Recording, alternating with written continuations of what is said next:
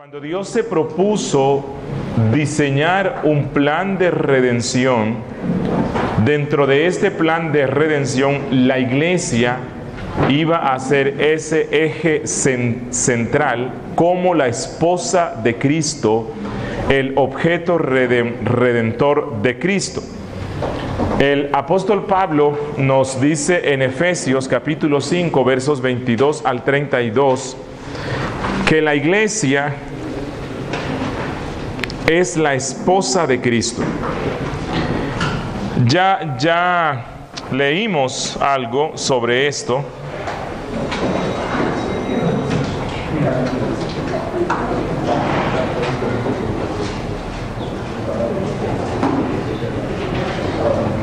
Y Cristo, o más bien Pablo, da un discurso en el cual da instrucciones prácticas a los esposos de cómo ellos deben andar en su vida matrimonial, y él compara la relación que el esposo tiene con su esposa con la relación que Cristo tiene con la iglesia. Y en la última parte, en el verso 31, él dice: por esto dejará el hombre a su padre y a su madre, y se unirá a su mujer, y los dos serán una sola carne. Grande es este misterio, mas yo digo esto respecto de Cristo y de la iglesia. Es decir, el apóstol afirma aquí que Cristo tiene una relación íntima y estrecha con la iglesia, como la relación que tiene el esposo con la esposa. La iglesia es la esposa de Cristo. Y vuelvo a insistir, si alguien le hace daño a la iglesia de Cristo, se está metiendo con el esposo de la iglesia, que es Cristo Jesús, que es Cristo mismo. Lo que Cristo espera es que así como lo amamos a Él, ese mismo amor se exprese por su esposa. Si alguien viene y me dice: hermano Julio, yo a usted lo aprecio mucho, pero su esposa me cae muy mal. Bueno,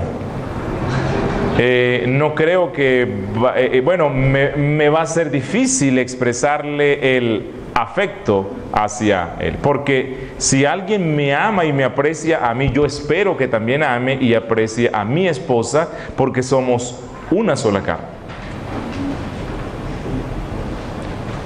Y cuando una persona que se llama cristiano dice: yo creo en Cristo, amo a Cristo, sigo a Cristo, pero no quiero nada que ver con la iglesia, bueno, hay que ver si realmente ama a Cristo. Porque el que no ama a su esposa, no lo ama a él.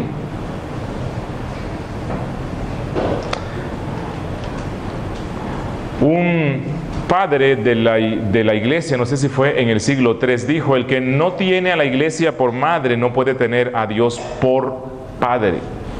Y creo que tiene razón, en el sentido de que la iglesia es la esposa de Cristo. La iglesia es el objeto del amor de Cristo. La iglesia es el objeto de todo el plan de redención, del cuidado de Jesucristo. La iglesia está siendo santificada por Cristo, salvada por Cristo, fue comprada por Cristo, fundada por Cristo, edificada por Cristo. Por lo tanto, si yo quiero expresar mi amor hacia Cristo, una de las formas de expresarlo también es amando, respetando, cuidando, protegiendo a su esposa, que es la iglesia. Pablo en Colosenses 1, verso 18,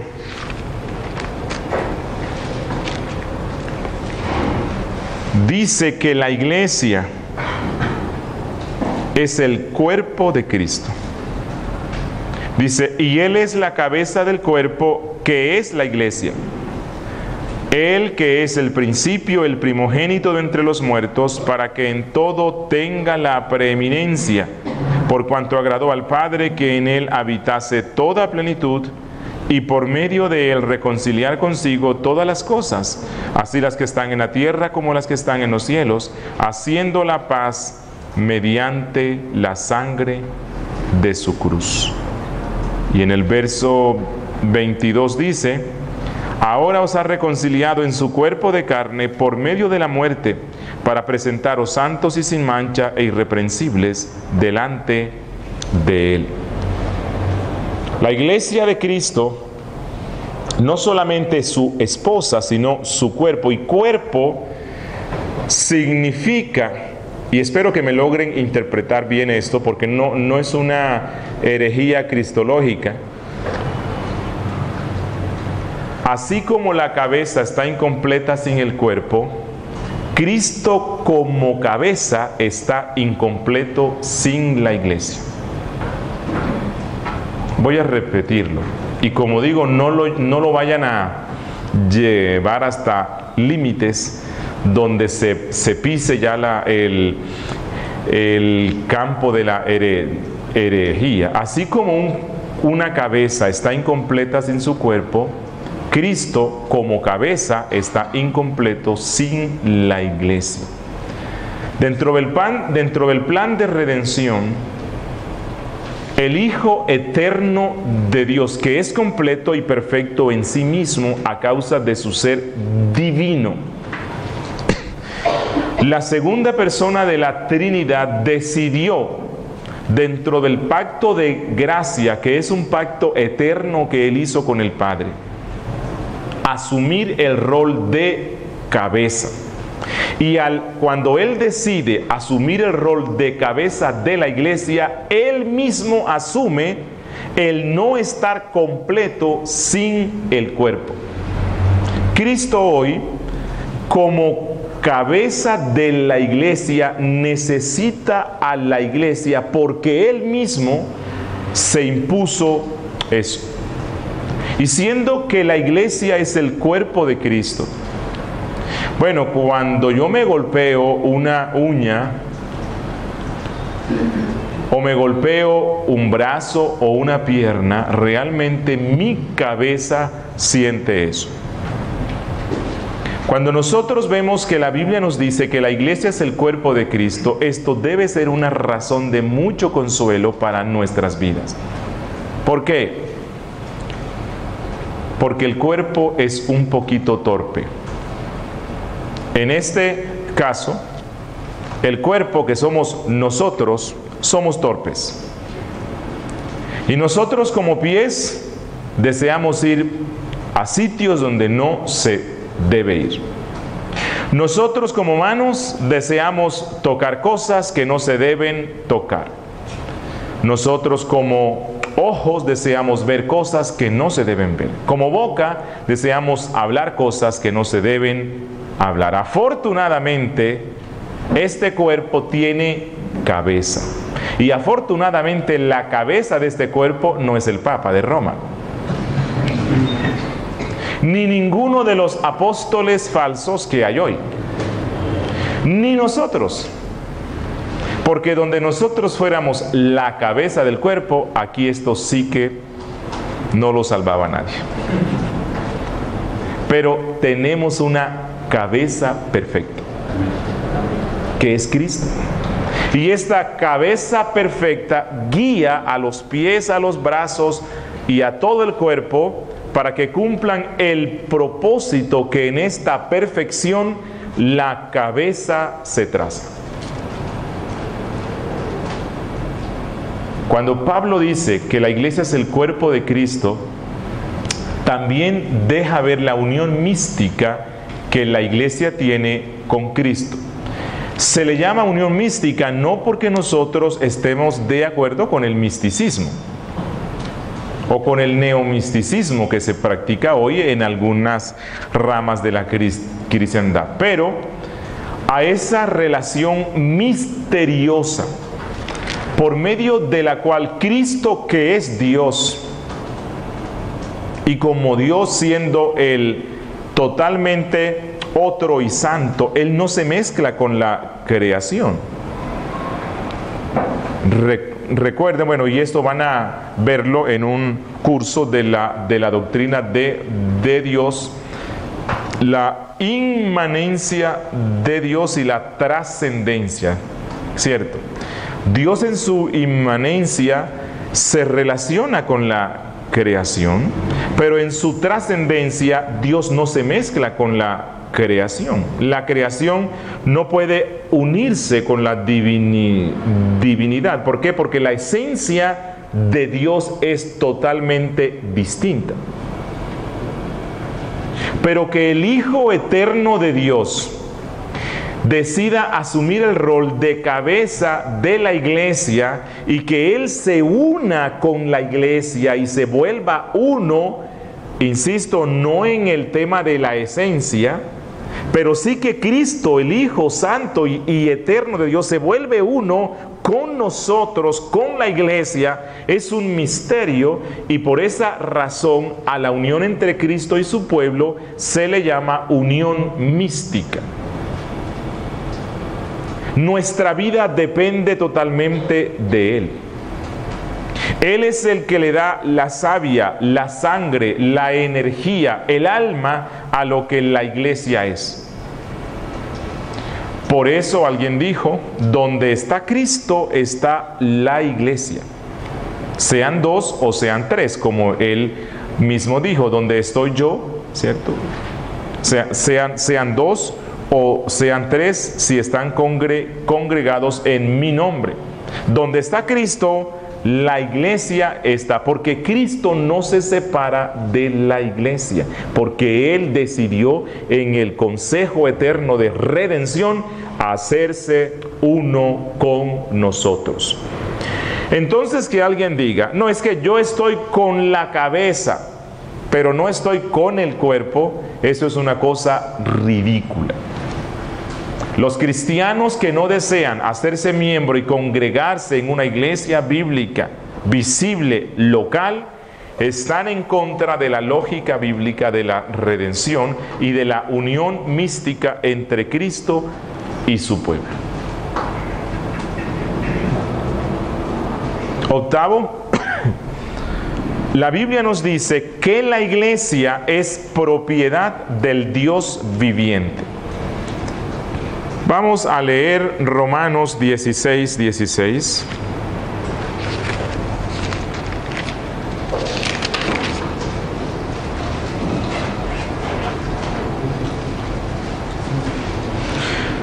Saludaos los unos a los otros con ósculo santo, os saludan todas las iglesias. ¿De quién? No es de una denominación.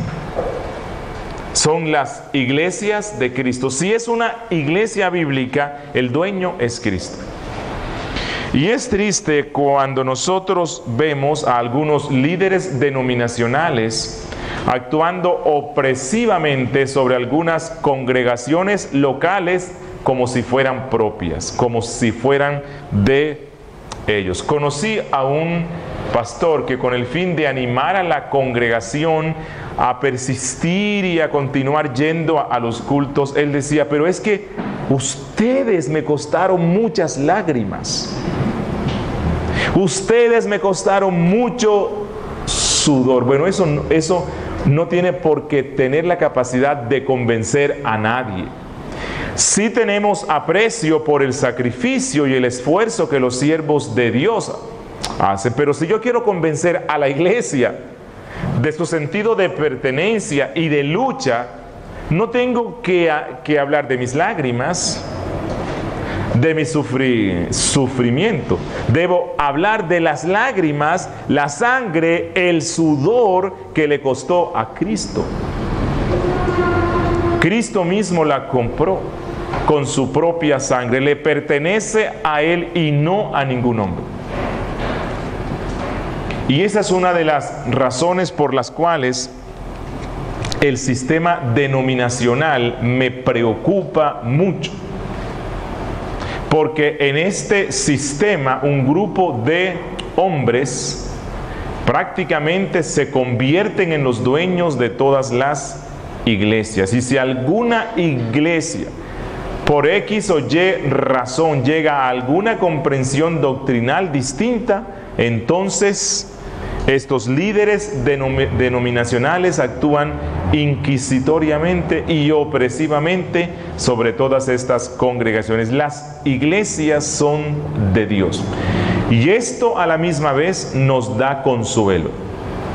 ¿Quién no se angustia cuando ve cómo está creciendo la herejía dentro de la cristiandad? ¿Quién no se angustia cuando ve que el nombre de Cristo está siendo vituperado por los incrédulos a causa del mal testimonio de los cristianos? ¿Quién no siente dolor y preocupación cuando ve que las generaciones próximas, si esto sigue así, el evangelio que van a escuchar es un evangelio totalmente distorsionado, centrado en las riquezas, en la plata, en el mundo, y no en lo que realmente es? Bueno, por muy oscuro que el panorama sea, por muy negras y turbulentas que sean las olas que se yerguen sobre la iglesia es de Dios. La iglesia es de Cristo. Y las puertas del infierno no prevalecerán contra ella.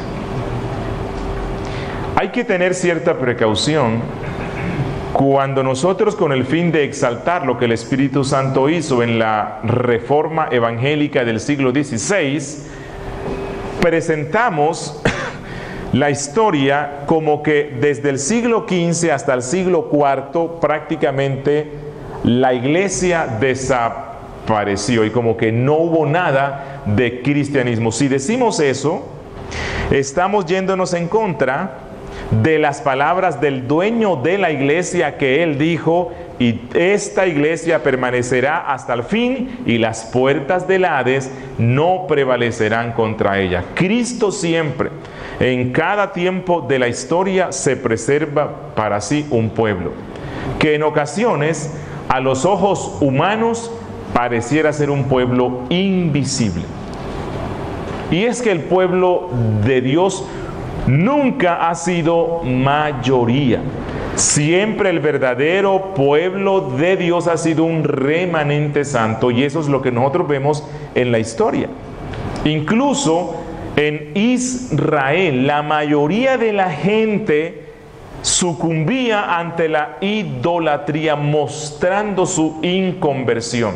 Y los que eran salvos eran muy poquitos. Y lo mismo pasa hoy.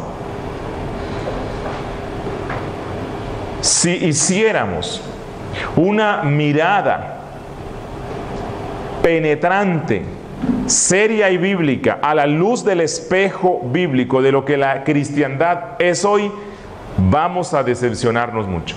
Buena parte de lo que hoy día se llama iglesia cristiana no lo es.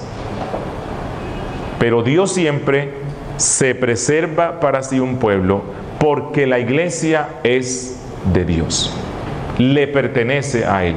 Y es bueno que sintamos angustias cuando vemos que el cristianismo está siendo distorsionado, y oremos ante el dueño de la iglesia. Pero nunca esta angustia debe conducirnos al desespero sin fin, como pensar: se acabó, el cristianismo se terminó. No, así el infierno, el diablo, el mundo, las naciones, las iglesias mismas estén en contra de la verdadera fe cristiana, la iglesia es de Cristo y Él la preservará hasta el fin. Noveno, el apóstol Pablo, primera a Corintios, capítulo 3, versículo 9, dice: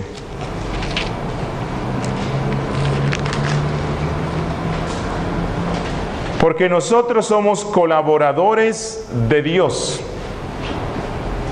Aquí retornamos a lo que estaban preguntando, ¿verdad? Si Cristo es el que está edificando, ¿por qué Pablo dice que algunos hombres que son colaboradores también están edificando. Pablo dice, porque nosotros somos colaboradores de Dios y vosotros sois labranza de Dios, edificio de Dios. Nosotros somos el campo de Dios, ese campo el cual Él riega. La iglesia es ese campo el cual Él abona, en el cual Él siembra las semillas de la santidad, las semillas de la gracia, en el cual Él envía al Espíritu Santo para que derrame lluvias sobre esa semilla de gracia que Dios siembra, porque Dios quiere ver en este pueblo que es la iglesia frutos de justicia que abunden para su gloria. Y si nosotros somos eso, entonces la iglesia es lo más excelso que hay en esta tierra. Efesios 2:22.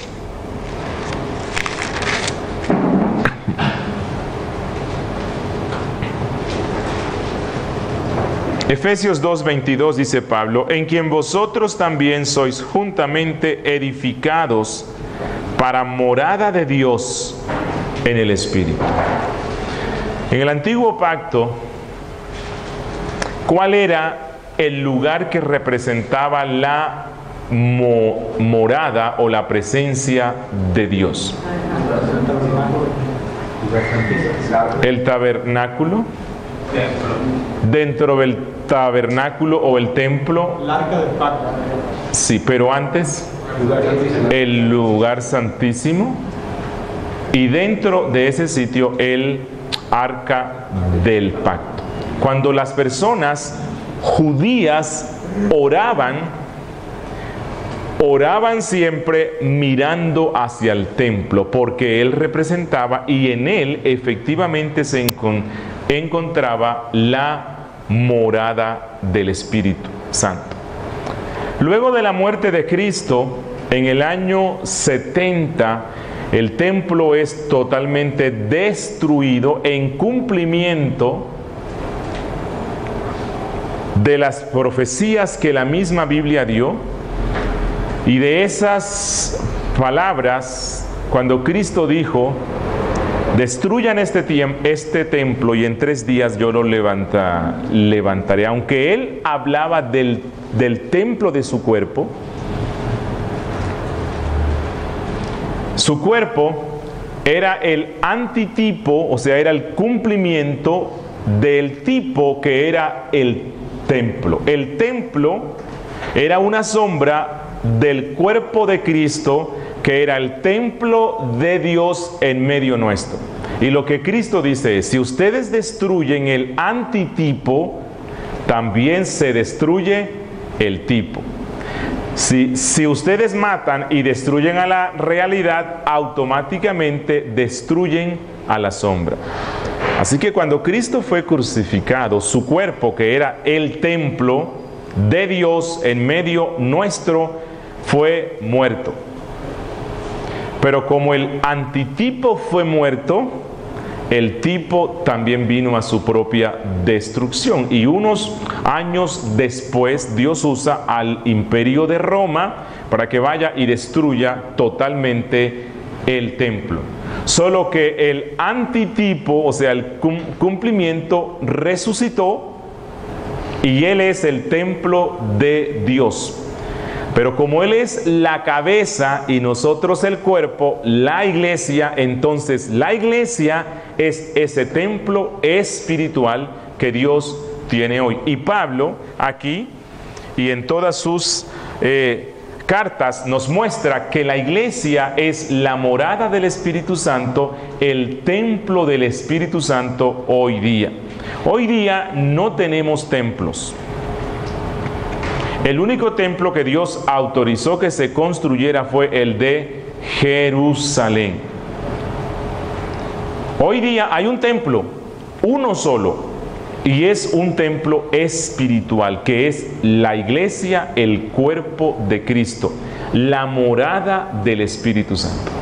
Y nosotros, En conexión con este cuerpo somos morada del Espíritu y templo de Dios. Pero en conexión con la iglesia, que es la que realmente es el templo, la casa, la habitación de Dios. Colosenses 1:13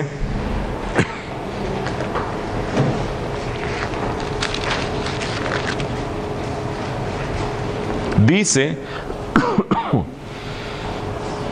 en la cual nos ha librado de la potestad de las tinieblas y trasladado al reino de su amado Hijo.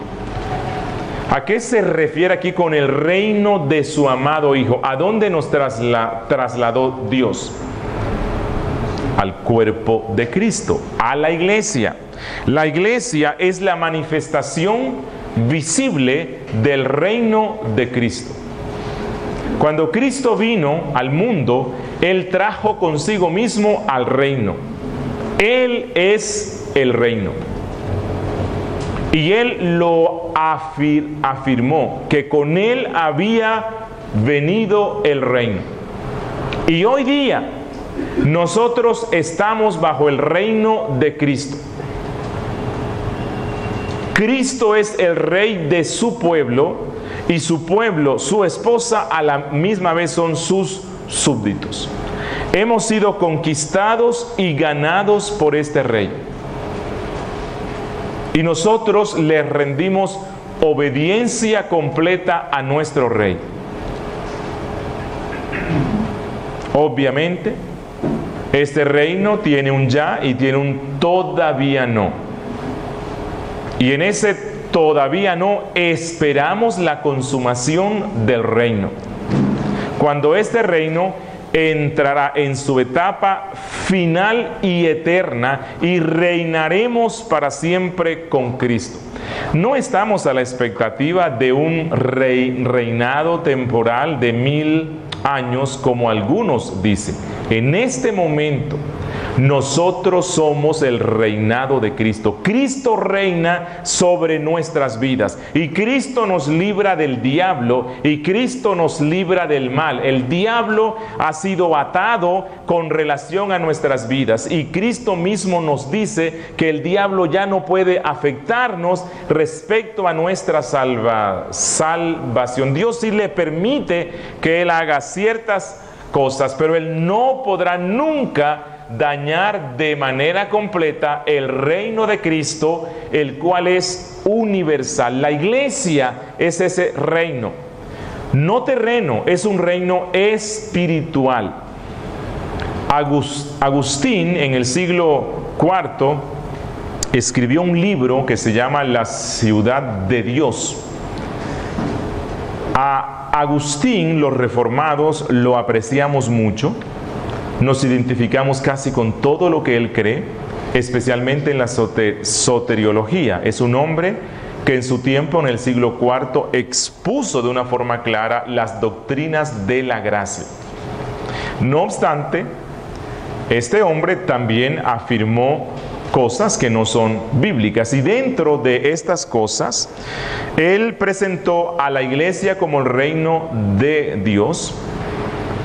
Pero él enfatizó mucho a Roma, a la iglesia con el obispo de Roma como la cabeza de este reino, y que siendo que este reino era superior al reino terreno, entonces la iglesia debía gobernar sobre el mundo. Y esto fue desarrollándose y fue lo que dio el inicio a la autoridad temporal del Papa. Y el Papa iba con la cruz y con la espada. Se convirtió en el jefe del reino espiritual y a la misma vez del reino terreno. Pero eso no es lo que la Biblia dice. El reino de Cristo, desde esta perspectiva, es un reino espiritual. Él reina sobre la iglesia y la iglesia espera que Cristo venga para que se consuma totalmente este reino y para que la iglesia sea introducida eternamente dentro de este reino consumado. No estamos a la expectativa de un reino temporal de 1000 años. Y 13, el apóstol Pablo en 1 a Timoteo 3:15 dice: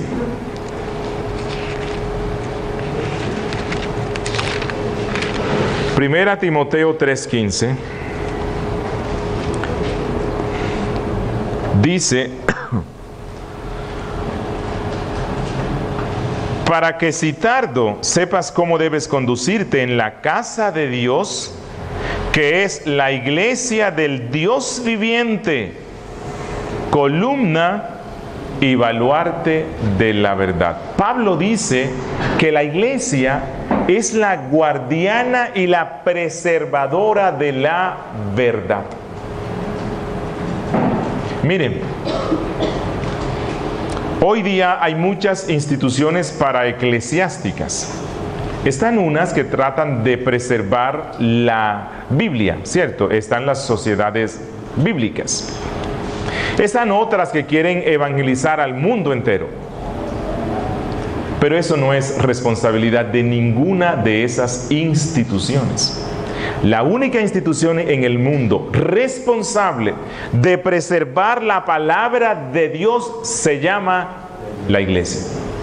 Tu iglesia, la iglesia donde yo estoy, cada iglesia local, como parte de esa iglesia universal de Cristo, tiene la responsabilidad de preservar la palabra de Dios. Y esto no lo puede ceder a nadie. No. Miren, ¿quién es la encargada de entrenar a los hombres que serán pastores? ¿El Seminario Reformado Latinoamericano? ¿Quién? La iglesia.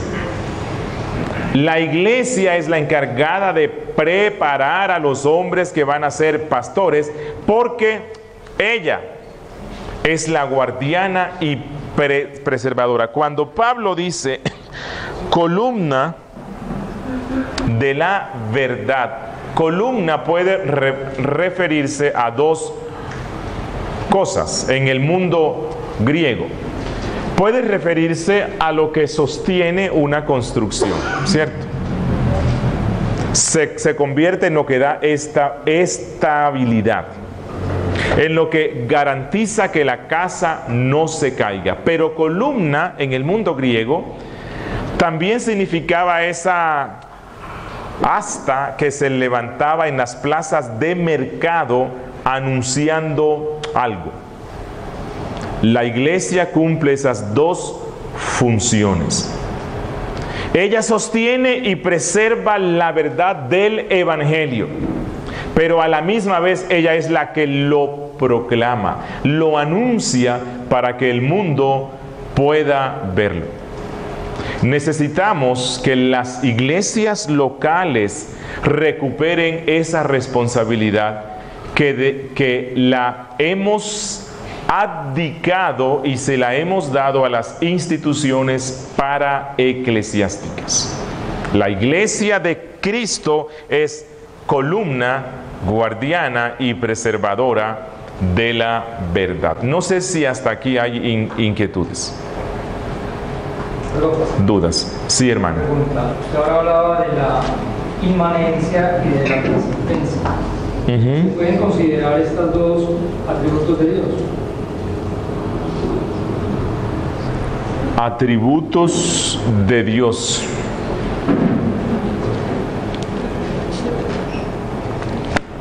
Bueno, yo creo que sí, en el sentido de que es algo que forma parte de la esencia de lo que es Dios. Pero inmanencia y trascendencia se relaciona más es con las relaciones que Dios tiene, ¿cierto? Inmanencia es un concepto que se enfoca en la relación que el Dios Trino tiene con la creación. ¿cierto?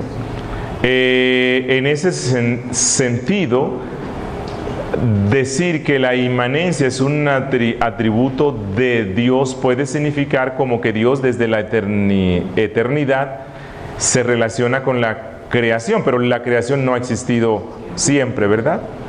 Pero yo sí creo que es algo que forma parte de la naturaleza misma de Dios. O sea, Dios es trascendente, porque Él es único desde siempre. Pero cuando Dios crea al mundo, se expresa esa inmanencia, en el sentido de que Él se relaciona y guarda una relación estrecha con esta creación. No sé qué otra duda hay. Sí, hermano. Pastor, entiendo que como iglesia nuestra esperanza bienaventurada está en el regreso del Señor.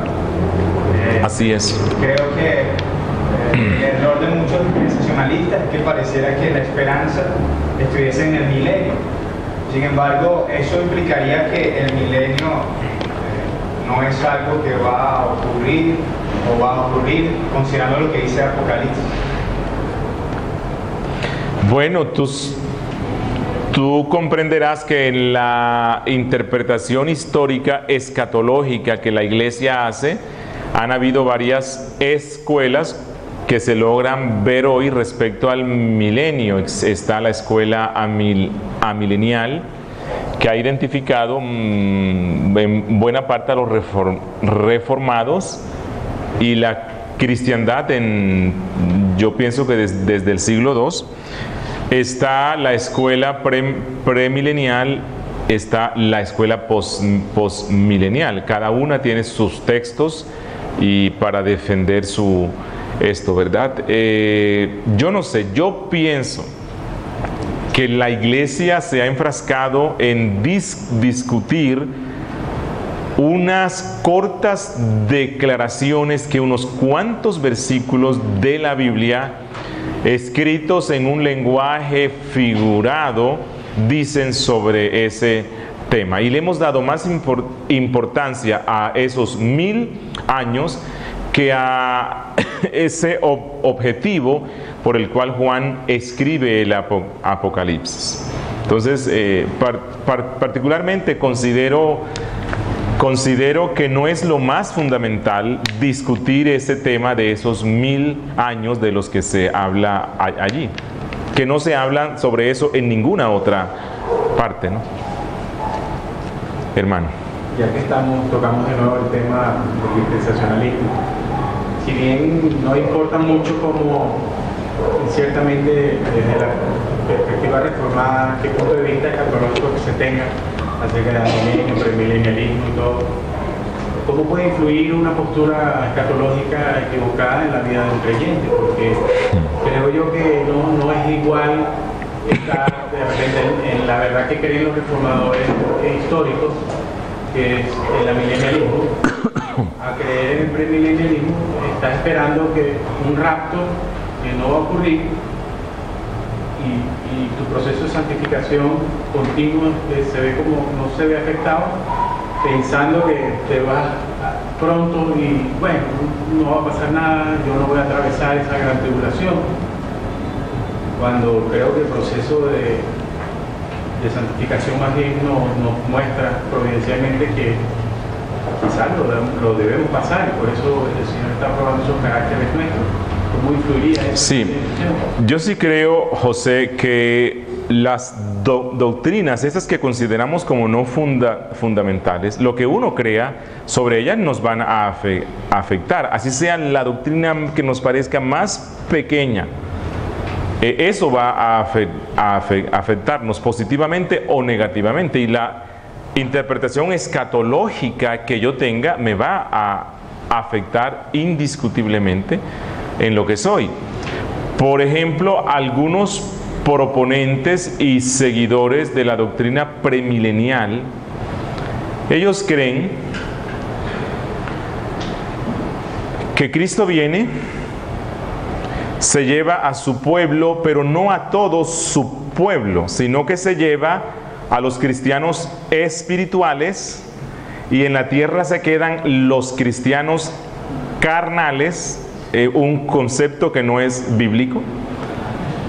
Y estos cristianos que no andaban como muy bien, se quedan aquí y entonces pasan por todo esto de la tribulación y el 666, literalmente creen que es algo que se va a poner aquí o que se va a usar un chip o bueno, en fin. Entonces que ellos no se dejarán poner eso, de alguna forma ellos van a mantenerse como cristianos, van a ser más fieles durante ese tiempo, van a sufrir. Ahora, si yo soy de los que creo que bueno, Cristo viene y viene pronto y que debo estar listo, eso es lo que todos los premileniales dicen, ¿no? Que uno tiene que estar listo porque si no se queda, y si se queda se complicó esto.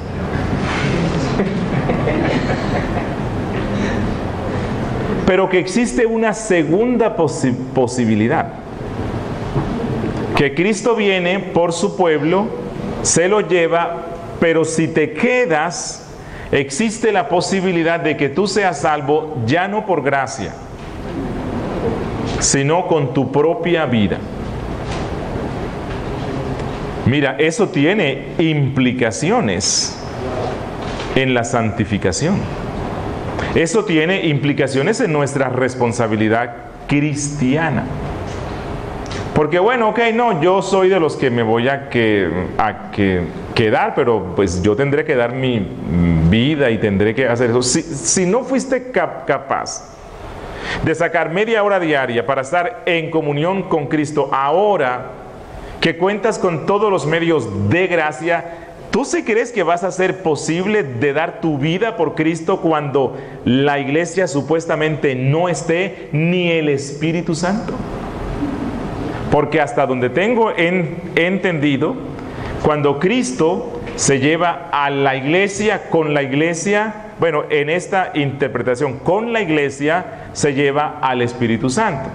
Ahora, ese es un problema serio. ¿Por qué? ¿Quién es el que nos preserva? ¿Quién es el que nos da la fe? ¿Quién es el que nos lleva a Cristo? ¿Quién es el que nos está uniendo a Cristo? El Espíritu Santo. Y si no está Él, ¿quién podrá ser salvo? Cristo dijo que el Espíritu Santo es el que convence de juicio, de justicia y de pecado. Y si no está, ¿quién convence? Entonces yo sí creo que la posición escatológica que uno tenga le afectará en algunos asuntos prácticos de nuestra vida cristiana. ¿Otra inquietud? Sí, hermano. En cuanto a la unión mística de Cristo, ¿es correcto decir que estamos unidos a su humanidad y no a su divinidad?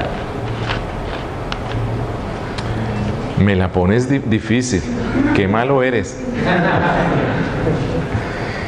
Bueno, la cristología, creo yo, es la doctrina más difícil que la Biblia tiene. Tan difícil es que cualquier cosa que uno diga sobre esto puede rayar en la herejía y toca ser muy cauteloso. La mayoría de herejías que se han introducido en la fe cristiana desde el siglo I se relacionan con la cristología. ¿Por qué? Porque no es fácil. No es fácil entender que Jesús es 100% Dios y 100% hombre. Que tiene dos naturalezas, pero es una sola persona. Que estas dos naturalezas no se mezclan, pero a la misma vez no se pueden fraccionar. Que la una no subyuga a la otra. Que la divinidad de Cristo no usurpó su humanidad. No entendemos eso. Entonces, como no entendemos eso, surgen muchas inquietudes. Por ejemplo, cuando Cristo muere en la cruz, ¿quién muere? El hombre, Dios. Entonces, la respuesta que siempre doy, que es la misma que te voy a dar. El que murió en la cruz es Cristo, que es Dios hecho carne. La iglesia está unida a Cristo, que es Dios hecho carne. No puedo ir más allá, porque yo sé que voy a decir cosas que pueden ser heréticas, y que nos guarde Dios de eso.